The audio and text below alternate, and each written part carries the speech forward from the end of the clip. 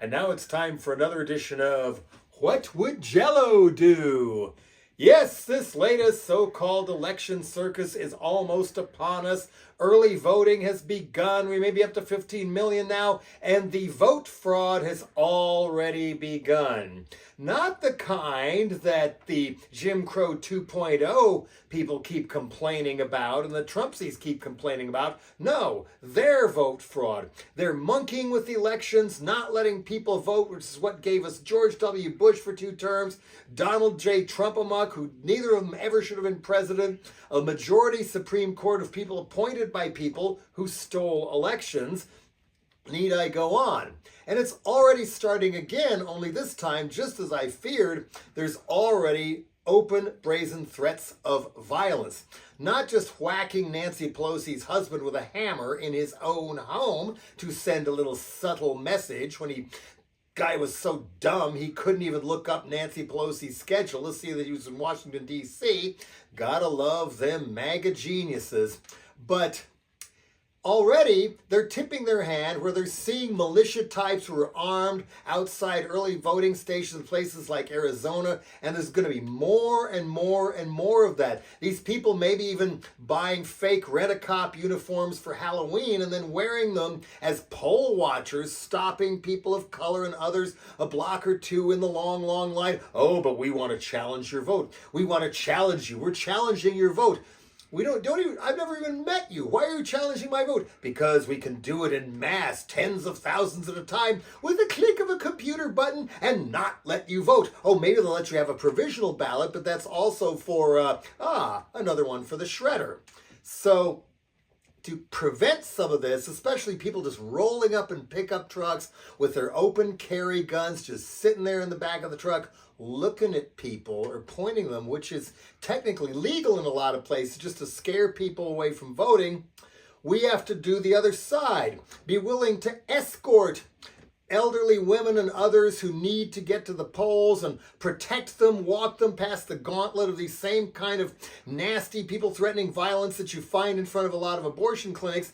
They don't even want you to vote now, and that's exactly the kind of tactics they are already using and planning to do more. Merrick Garland, our Attorney General, says, no, we will protect everybody from voter intimidation. Oh, really? How are you going to do that? Where's the Jimmy Carter Center who monitored all those third world elections? We have a third world election now. Where are all the election observers with their camera phones, with everything else? Where are they? Well, it's because we all have to be those people. We can't all rely on Carter Center or Merrick Garland of the Justice Department or others. We need to be election observers too, down there with camera phones and others to make sure there is no hanky-panky, and if there is, put it up till it goes viral before the polls even close that day.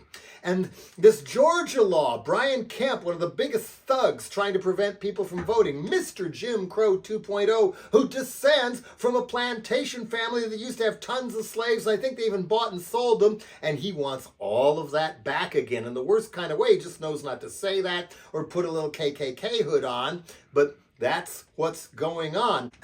There's a new movie out by Greg Palast, who gave us the best democracy money can buy, called Vigilante, about exactly what Governor Kemp is trying to do in Georgia, and it's already spread to Texas and Florida. They want to do it in Ohio and everything else, just all the bullying, mass challenges of people's votes just to prevent these people voting, and Kemp even got it through the Georgia legislature, and by the way, he stole the election that got him made governor too, thanks to dear old Crosscheck getting rid of all these Stacey Abrams voters, and Brian Kemp was Secretary of State in charge of his own election, which is borderline illegal, and proudly displayed 50,000 voter applications, mostly by African Americans, on his desk in 2018, and said, yeah, I'm not going to let him vote. And then, instead of Stacey Abrams winning big and should be running for re-election now, you get Kemp, and he just goes farther and farther and farther. And now there's a law in Georgia where it is even illegal when they make it harder and harder for people to vote. They have to stand in longer and longer lines. It is illegal to bring them a glass of water or a bottle of water. It is illegal to bring them a slice of pizza, or you will get arrested, or so the law says. You know how you fight that? everybody and their mother and their brother all show up with trunk loads of bottles of water and all start handing water to all the people in line and see if Kemp's goons try to arrest every single person.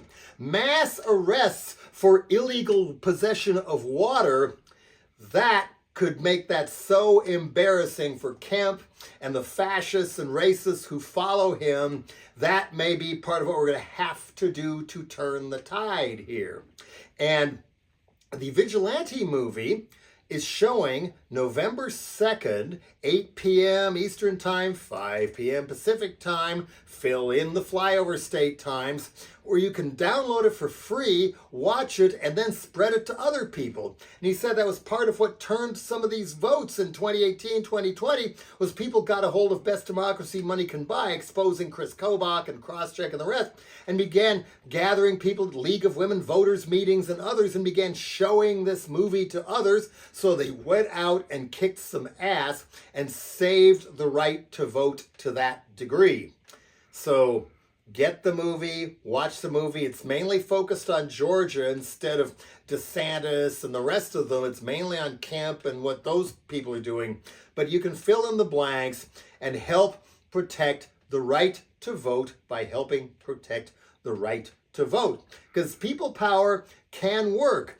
Amazingly, Lula da Silva is back re-elected as president of Brazil against one of the worst right-wing extremists and eco-criminals in history, the President Bolsonaro. The problem is Bolsonaro was an officer, a young officer in the last Brazilian military dictatorship, and has advocated and agitated to bring the dictator back ever since dictatorship. So you maybe see something far more bloody and effective than January 6th in Brazil. Let us hope not, because if Bolsonaro gets away with that there, it's not going to be Trump who gets away with it here. It could be somebody worse who actually knows what they're doing, like another election thief by the name of Ron DeSantis.